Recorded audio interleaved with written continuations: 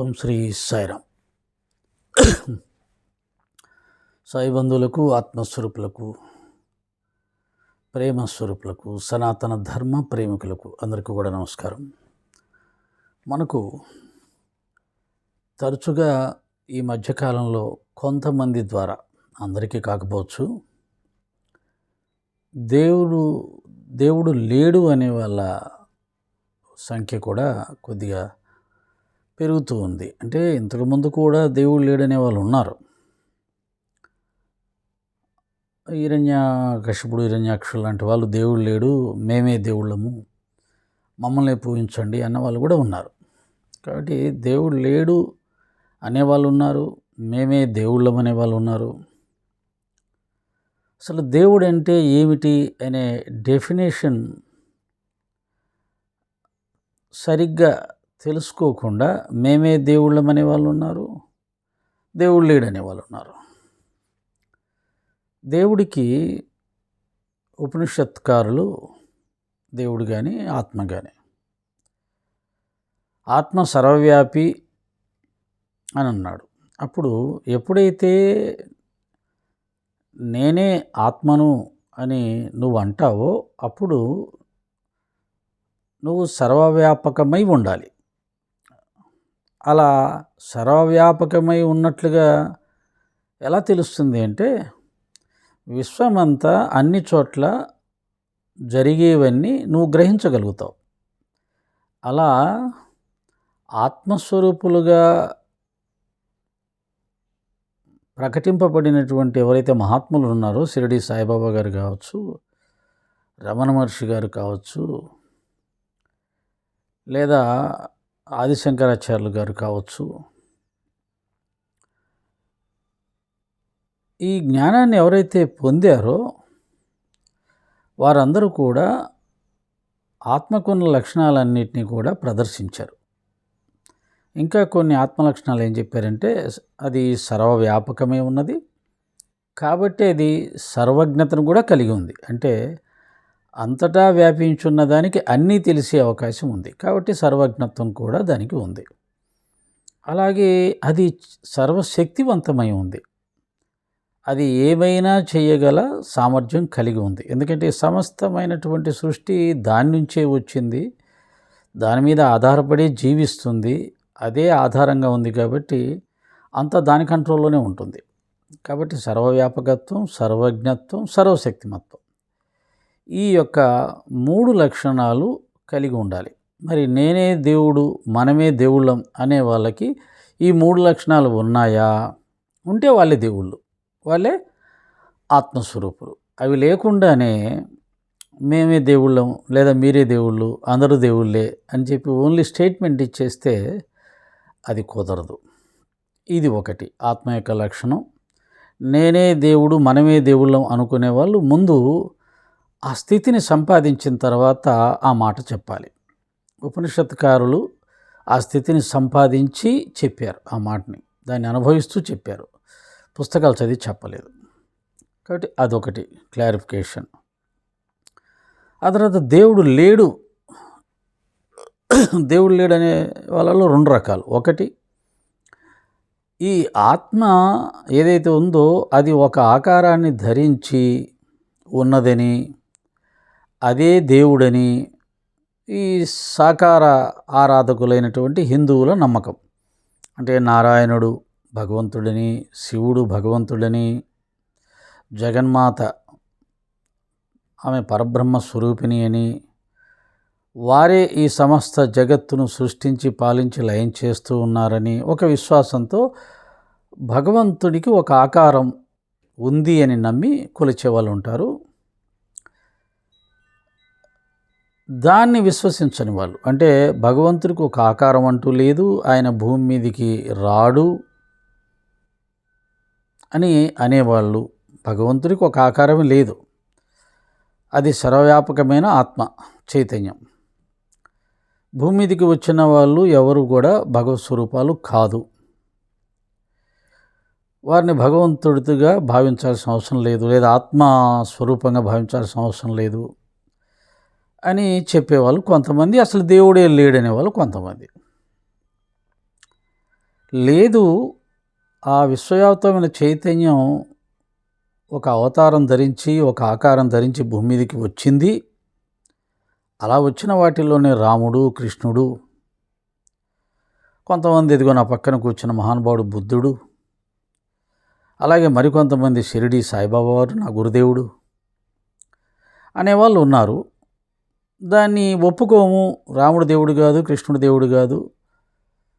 ఉపనిషత్తుల్లో చెప్పినటువంటి ఆ పరతత్వము వాళ్ళు కాదు, వాళ్ళు మనలాంటి మనుషులే అని చెప్పేవాళ్ళు కూడా ఉన్నారు. నాకు కూడా కొంత జ్ఞానం ఎదిగిన తర్వాత, పెరిగిన తర్వాత ఇట్లాంటి డౌట్లు వచ్చేవి. నిజమేనా భగవంతుడు లేదా ఆ పరబ్రహ్మము ఒక ఆకారం ధరించి భూమి మీదకి వస్తుందా? మూడు మూర్ల ఆకారంలో ఈ విశ్వమంతా వ్యాపించినటువంటి ఒక చైతన్య శక్తి ఒక ఆకారాన్ని ధరిస్తుందా? అది సాధ్యమేనా? అది అవకాశం ఉంటుందా? ఎందుకంటే ఈ విశ్వం అనేది ఏదో మనం చూస్తున్నటువంటి ఒక జిల్లానో, ఒక రాష్ట్రమో, ఒక దేశమో కాదు కదా. అసలు ప్రపంచమే, ఈ భూమే లెక్కలేనంతగా విస్తరించింది. ఇటువంటి గ్రహాలు విశ్వంలో అనేకం ఉన్నాయి. వాటిని మించినవి లక్షల కోట్ల రెట్లు మించినవి ఉన్నాయి. ఇంత పెద్ద విశ్వాన్ని ఒక వ్యక్తి, ఒక దేవుడు అనేవాడు సృష్టించడం, పాలించడం, లయం చేయడం, అలాగే అంతటా వ్యాపించి ఉండడం, కంట్రోల్ చేయడం, ఇది సాధ్యమేనా అని చెప్పి ఎవరికైనా వచ్చే డౌటే. అప్పుడప్పుడు నాకు కూడా వచ్చేది. శ్రీకృష్ణ పరమాత్మ ఎక్కడో ద్వారకలో ఉండి హస్తినాపురంలో ద్రౌపది వస్త్రాపనం జరుగుతుంటే అక్కడ ఉండి తెలుసుకోవడం ఏంటి? అలాగే ఆయన వెంటనే ఎక్కడికి కావాలంటే అక్కడ ప్రత్యక్షమై అక్కడ తన భక్తులను రక్షించడం ఏమిటి? ఇదంతా సాధ్యమేనా? దేహం ఒక చోట ఉంటే మిగతా ఎక్కడెక్కడో జరుగుతున్న విషయాలు ఈ దేహధారికి ఎలా తెలుస్తున్నాయి? ఎలా ఈ దేహాన్ని ఒక చోటు నుంచి మరొక చోటికి మాయం చేసి మరొక చోట ప్రకటమయ్యేలా చేస్తున్నారు? ఈ విద్యలన్నీ అసలు ఇవి నిజమేనా అన్నట్టుగా అనిపించేవి. ఎందుకంటే మన ఊహకు అందనివి, మనకు అర్థం కానివి, మనం చేయలేనివి చాలా ఉన్నాయి సృష్టిలో. అవన్నీ కూడా మనకు సంశయాలను క్రియేట్ చేస్తూనే ఉంటాయి. ఎంతసేపు మన ఊహకు అందింది, మనం చేయగలిగింది మాత్రమే మనం ఊహించగలుగుతాం. ఇది నిజమై ఉండొచ్చు అంటాం. అంతేగాని మన ఊహకు అందని దాన్ని ఎలాగా యాక్సెప్ట్ చేస్తాం? సహజంగా మనిషి లక్షణం. దాన్నే హేతువాదం అంటారు. ఏదైనా వారికి అందాలి, వారు కూడా అది చేయగలగాలి, వారి మనసుకు కూడా అది అర్థమవ్వాలి. ఇలా ఉంటాయి. కొంతమంది మాత్రమే ఎస్, మనకు చేతగాని ఎన్నో ఉన్నాయి, మనకు అర్థం కాని ఎన్నో ఉన్నాయి, అలా మనం చేతకాని వాటిని కూడా చేసిన వాళ్ళని సిద్ధపురుషులు, మహాత్ములు అంటారు. వారికి కొన్ని శక్తులు ఉంటాయి.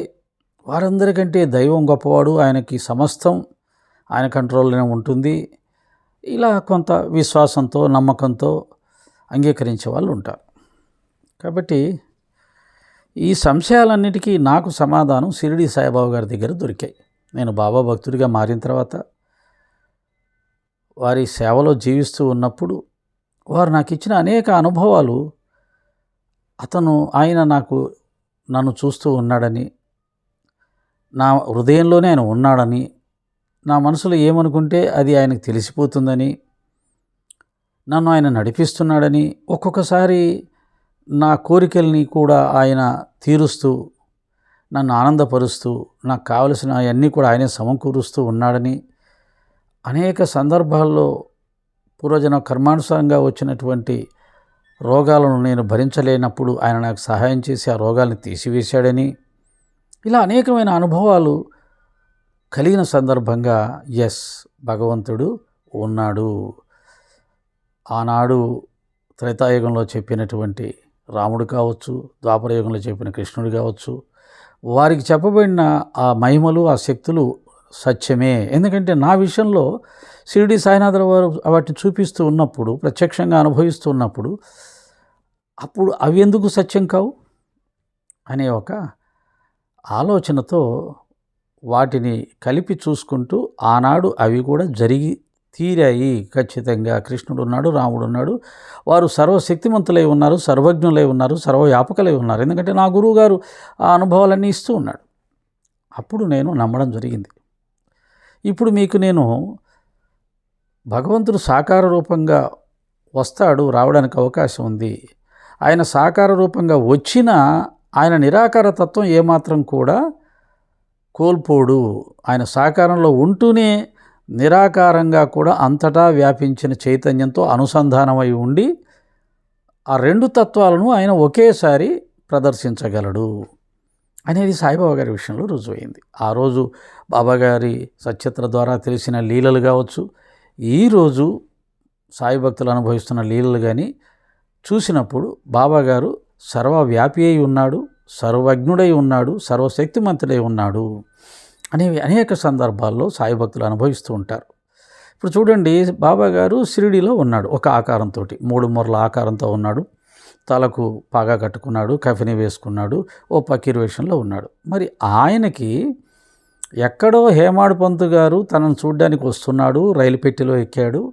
కానీ ఆ రైలు ఆయన దిగాలన్న చోట దిగితే ఆయన షిరిడీకి రాలేడు అని షిరిడీలో ఉన్న బాబా గారికి ఎలా తెలిసింది కాబట్టి వెంటనే ఆ రైల్లో ప్రత్యక్షమయ్యాడు. అతనికి సరైన సలహా ఇచ్చి షిరిడీకి వచ్చేలా చేశాడు. మరి షిరిడీలో ఉన్న బాబా గారు అక్కడ రైలు పెట్టెలోకి ఎలా వెళ్ళాడు, హేమాడ్ పంతుకి సమస్య రాకుండా సలహా ఎలా ఇవ్వగలిగాడు? ఈ ఒకటేనా? సచిత్ర నిండా ఇటువంటివే కదా. షిరిడీలో ఉన్న బాబాకి ఎక్కడో పండరీపురంలో ఉన్నటువంటి తన భక్తురాలు బిడ్డ ఒడిలో ఉంటే తన భర్త పిలవగానే అకస్మాత్తుగా లేస్తే ఆ పసిబిడ్డ మంటల్లో పడిపోతుంటే షిరిడీలో దునిలో చేయబెట్టి అక్కడ 300 కిలోమీటర్లో ఉన్నటువంటి ఆ పండరీపురంలో మంటల్లో పడుతున్న బిడ్డను ఎలా బయటికి తీశాడు? బాబాగారు ఉంది షిరిడీలో ద్వారకామాయిలో కదా. మరి ఈయన చేతులు అక్కడ దాకా ఎలా వెళ్ళాయి? ఆ బిడ్డను ఎలా కాపాడాయి? సో బాబాగారు అంతటా వ్యాపించి ఉన్నాడు. ఎక్కడో పండరీపురంలో ఉండే ఒక ప్లీడరు బాబా గురించి విమర్శిస్తే అతను బాబా దర్శనానికి వచ్చినప్పుడు జనులు ఎంత టక్కరులు, వెనకాల విమర్శిస్తారు, ఎదుట పాదాలకు నమస్కరిస్తుంటారు అని ఆ పండరీపురం ప్లీడర్ చేసిన పనిని ఎలా గ్రహించాడు, ఎలా చెప్పాడు? లాలా లక్ష్మీచంద్ బాబాను దర్శించడానికి వచ్చేటప్పుడు రైల్లో భజన చేశాడు. బాబా ఎటువంటి వాడు, ఏం మహిమలు చేశాడు, ఆయన ఎంత గొప్పవాడు అని భక్తులను అడిగి తెలుసుకుంటే టక్కరివాడు దారిలో భజన చేశాడు నా గురించి, ఇతరులను అడిగి తెలుసుకున్నాడు. ఇతరులను అడగడం ఎందుకు? ఏదైనా మన కళ్ళతో ప్రత్యక్షంగా చూసి నిర్ణయించుకోవాలి అని బాబా చెప్పాడు. ఎలా చెప్పాడు? లాలా లక్ష్మీచంద్ ఎక్కడో ట్రైన్లో భజన చేసిన విషయం, తన గురించి అడిగిన విషయం ఎలా గ్రహించాడు? సర్వవ్యాప్యం తెలియట్లా? ఇలాంటివి సచరిత్రలోనే కాకుండా మన జీవితంలో కూడా ఎన్నో ఉన్నాయి. చెప్పుకుంటే కోకొలలు అందరికీ. ఆ విధంగా సాయినాథుల వారి యొక్క, అంటే దాని అర్థం ఏంటి? బాబాగారు ఒక ఆకారంతో ఉన్నారు, షిరిడీలో ఉన్నారు, ద్వారకామాయిలో ఉన్నారు. కానీ విశ్వంలో, ప్రపంచంలో జరుగుతున్న అన్ని విషయాల్ని ఆయన గ్రహించగలుగుతున్నాడంటే ఆయన శరీరంతో ఉన్నాడు, అలాగే శరీరం లేకుండా విశ్వమంతా వ్యాపించిన చైతన్యం కూడా అయి ఉన్నాడు. దీనినే దైవం అంటారు, దీనినే దేవుడు అంటారు, దానినే ఒకప్పుడు రాముడు అన్నారు, మరొకప్పుడు కృష్ణుడు అన్నారు, ఆ తర్వాత రమణ మహర్షి గారు అన్నారు, ఆ జ్ఞానాన్ని పొందిన వాళ్ళు వీరబ్రహ్మేంద్ర స్వామి అన్నారు, గురు రాఘవేంద్ర స్వామి అన్నారు, వెంకయ్య స్వామి అన్నారు, శ్రీపాద వల్లభుడు అన్నారు, నృసింహ సరస్వతి అన్నారు, మాణిక్య ప్రభు అన్నారు, స్వామి సమర్థ అన్నారు, షిరిడి సాయిబాబా అన్నారు. ఇంకా ఎవరైతే ఆ స్థాయికి వెళ్ళి, ఆత్మస్థాయికి వెళ్ళి ఆత్మజ్ఞానాన్ని పొంది ఉన్నారో వారందరూ కూడా ఆత్మస్వరూపంగా, పరమాత్మగా భావించబడ్డారు, కొలవబడ్డారు. మరి మనం కూడా ఆ ఆత్మతో అనుసంధానమై ఆత్మగా మారిపోతే, అలా మారిన వాళ్ళే చెప్పారు, ఉన్నది దేవుడు ఒక్కడే, ఆ దేవుడే ఈ రూపాలు ధరించాడు తన మాయ చేత. మళ్ళీ తన స్వస్వరూపాన్ని గ్రహించి ఎవరైతే నేను ఆత్మను, పరమాత్మను తెలుసుకుంటాడో వాడు నేను దేవుణ్ణి అని చెప్పడానికి అర్హత కలిగి ఉంటాడు. అది గ్రహించనంత వరకు నువ్వు జీవుడవే, మానవుడవే. పుస్తకాలు చదివేసి అహం బ్రహ్మాస్మి అని 1,00,000 సార్లు అంటే నేను బ్రహ్మనైపోతానా? కాదు. బ్రహ్మ లక్షణాలు ఏవైతే ఉన్నాయో, పరబ్రహ్మ లక్షణాలు ఏవైతే ఉన్నాయో వాటి నేను పొందినప్పుడు, ఆ స్థాయికి ఎదిగినప్పుడు నేను బ్రహ్మాన్ని అవుతాను. కాబట్టి భగవంతుడు సాకారంతో ఉన్న ఆయన నిరాకార తత్వం కూడా ఆయనతోటే ఉంటుంది. అలా రెండు ఉన్న వాళ్ళనే భగవంతుడు అన్నారు, కృష్ణుడు అన్నారు. రాముడంటే నేను మానవుడు అన్నాడు. ఓకే, ఆయన వదిలేద్దాం. కానీ ఇంక ఎవరైతే అన్నారో, ఆదిశంకరాచార్యులు ఉన్నారో, ఇంకా ఆ స్థాయికి ఎదిగిన మహావతార బాబాజీ ఉన్నారో, ఇంకా ఆ స్థాయికి ఎదిగిన లాహిరి మహర్షి లాంటి వాళ్ళు ఉన్నారో, పరమహంస యోగానంద లాంటి వాళ్ళు ఉన్నారో, అరవింద్ ఘోష్ లాంటి వాళ్ళు ఉన్నారో, ఇందాక చెప్పిన మహానుభావులు వీళ్ళందరూ, మహావతార్ బాబా, మెహర్ బాబా, ఇలా ఆత్మస్థాయికి ఎదిగి తాను ఆత్మను అని తెలుసుకున్నవారు నేను బ్రహ్మను, నేను భగవంతుణ్ణి అనుకోవచ్చు. ఆ సత్యాన్ని తెలుసుకోకుండా, ఆ సత్యాన్ని చేరుకోకుండా జీవలక్షణాలతో ఉంటూ నేను బ్రహ్మను అనుకుంటే అయిపోం. ఇదే సందర్భంలో రాముడు దేవుడే, కృష్ణుడు దేవుడే.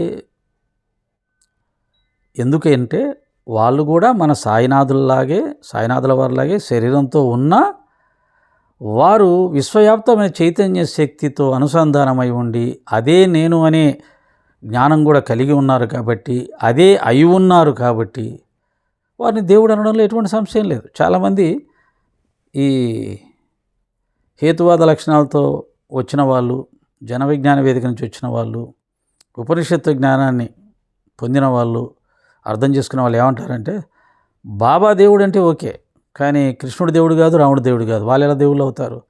వాళ్ళు ఒప్పుకోబుద్ధి కాదు. ఎందుకంటే వాళ్ళు గతంలో దైవాన్ని నమ్మని పరిస్థితుల్లో వారి సంస్కారాలు రాముని కృష్ణుని ఒప్పుకోలేదు. కానీ బాబా చూపించిన అనుభవాలతో బాబా భక్తులుగా మారారు. కానీ గతంలో రాముని కృష్ణుని అంగీకరించలేదు కాబట్టి అదే సంస్కారాలతో రాముడు లేడు, కృష్ణుడు లేడు, వాళ్ళు దేవుళ్ళు కాదు, బాబా మాత్రమే దేవుడు అని మాట్లాడే వాళ్ళు కూడా ఉన్నారు.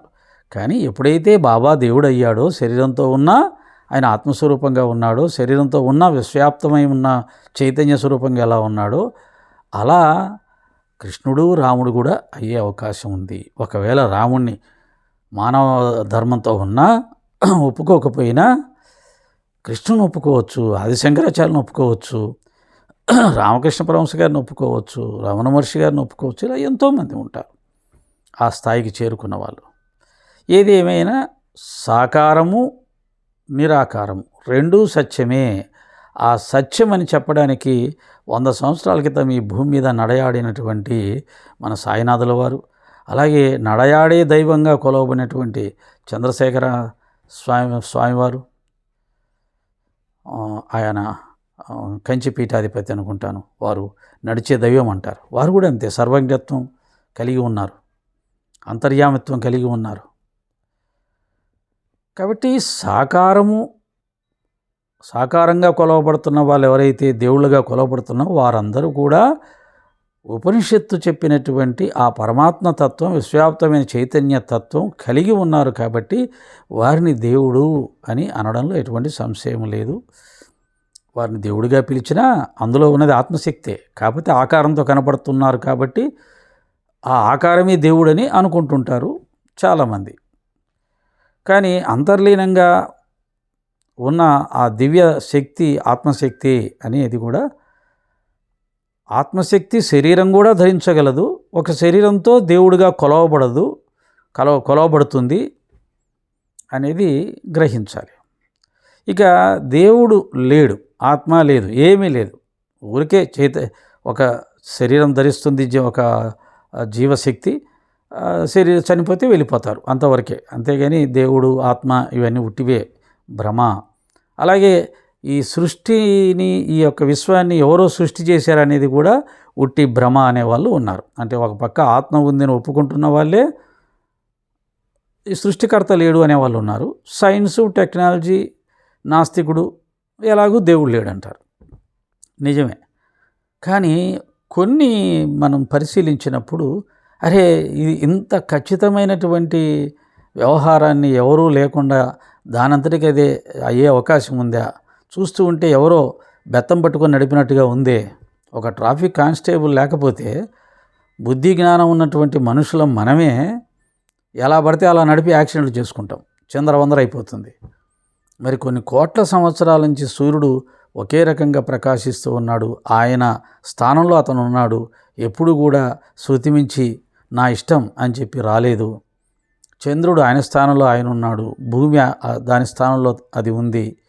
ఇవన్నీ పరిభ్రమిస్తూ ఒకదాని చుట్టూ ఒకటి తిరుగుతూ కాలాన్ని సృష్టించాయి, రోజులు సృష్టించాయి, నెలలు సృష్టించాయి, సంవత్సరాలను సృష్టించాయి, ఋతువులను సృష్టించాయి.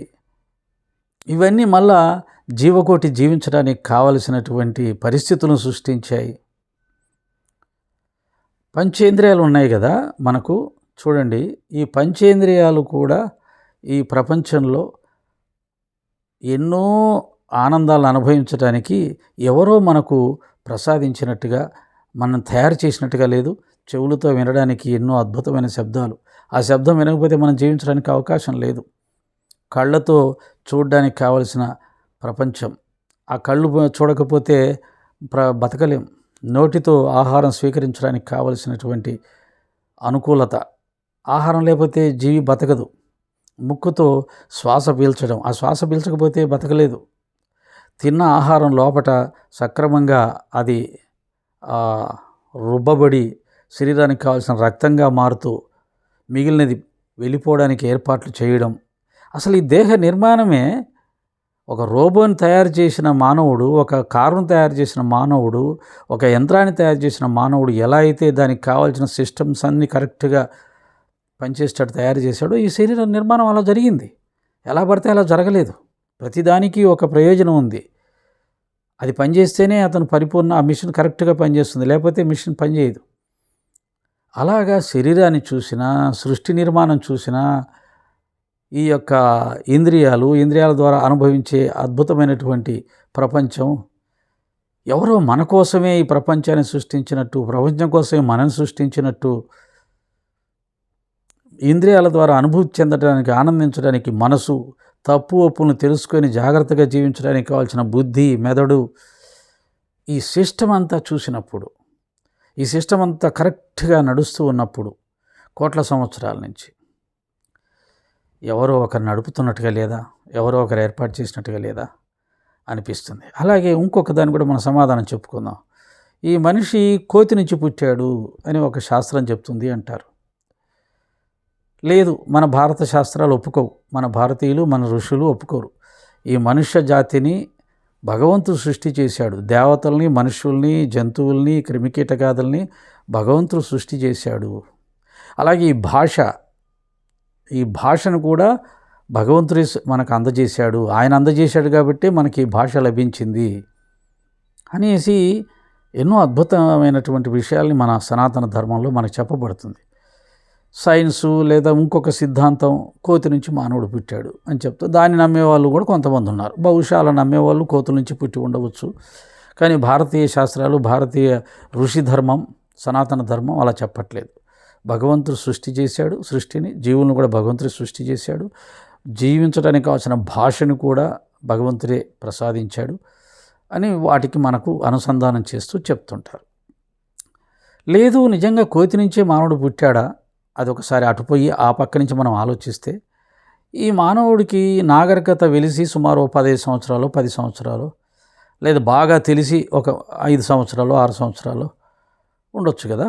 5 సంవత్సరాల క్రితం ద్వారక ఉంది అని, కృష్ణుడు ఉన్నాడని అని అంటే, అప్పటికే అంత నాగరికత ఉంటే ఇంకెన్ని సంవత్సరాలు అయిందో. సరే, ద్వారక నాగరికత అవన్నీ పోయినా కానీ ఇప్పుడు చరిత్రలో చెప్పబడినటువంటి మొహంజదారో నాగరికత కానీ, రోమ్ నాగరికత కానీ, గ్రీకు నాగరికత కానీ ఇవన్నీ 3000 సంవత్సరాలు అలా ఉన్నాయి. ఈ 3000 సంవత్సరాల నుంచి 4000 సంవత్సరాల నుంచి ఏ ఒక్క కోతి అయినా మాట్లాడగలిగిందా, ఏ ఒక్క కోతి అయినా మనిషిగా మారిందా, లేదా దాని తోక కనీసం పూర్తిగా కోతి యొక్క తోక పూర్తిగా పోయి, తోక ఒక్కటే పోయి ఒక మనిషి లక్షణం కొంతవరకు వచ్చిందా, కొంతవరకు పర్సంటేజ్, లేదా దాని మూతి పోయి మనిషి లక్షణం వచ్చిందా, లేదా ఏ కోతైనా ఒక మాట అయినా మాట్లాడగలుగుతుందా, ఒక పదమైనా పలకగలిగిందా? మరి కోతుల నుంచే మనిషి పుడితే అది ఇప్పటికి కూడా జరుగుతుండాలి కదా, కొన్ని కోతులు మార్పు చెందుతుండాలి కదా. ఈ 3-4 వేల సంవత్సరాల్లో ఎప్పుడన్నా ఒక కోతి మనిషిగా మారిందా? ఇంత అక్కర్లేదండి. ఒక ఉదాహరణ చెప్తాను. మానవ సమాజంలో నాగరికత వెలసి బాగా బ్రహ్మాండంగా ఉన్న ఈనాటి రోజుల్లో ఒక తల్లి కడుపున పుట్టినటువంటి ఒక పసిపాపను తీసుకెళ్ళి ఒక అడవిలో జంతువుల మధ్యలో వదిలేసేసి అక్కడే పెరిగితే ఆ మనిషికి భాష వస్తుందా? రాదు కదా. జంతువులాగే ప్రవర్తిస్తాడు.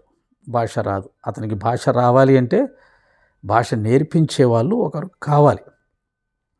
అంతెందుకు, ఈ సమాజంలో బ్రతుకుతున్న మనకే విద్య కావాలంటే విద్యాలయానికి వెళ్తే ఒక టీచర్ ద్వారా ఆ ఆ ఆ అని దిద్దితే తప్ప ఆలు కూడా రావట్లేదు మనకు.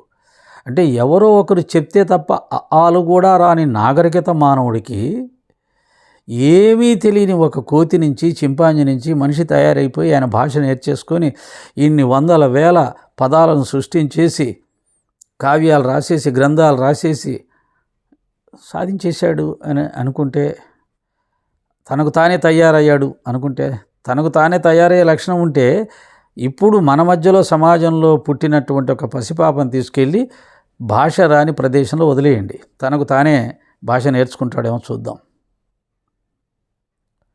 ఇలాంటి ఆలోచనలు కూడా చేసినప్పుడు, దీన్ని కూడా మనం అంగీకరించినప్పుడు దైవం ఉన్నాడేమో లేడేమో అని కొన్ని ఆలోచనలు క్రియేట్ చేస్తే ఉన్నాడేమో అనడానికి ఇటువంటివి కూడా మనకు ఆధారంగా లభిస్తాయి. ఎందుకంటే దైవం అనేది ఏదో చిన్న విషయం కాదు, టక్కున అర్థమయ్యేది కాదు, టక్కున చూసేది కాదు.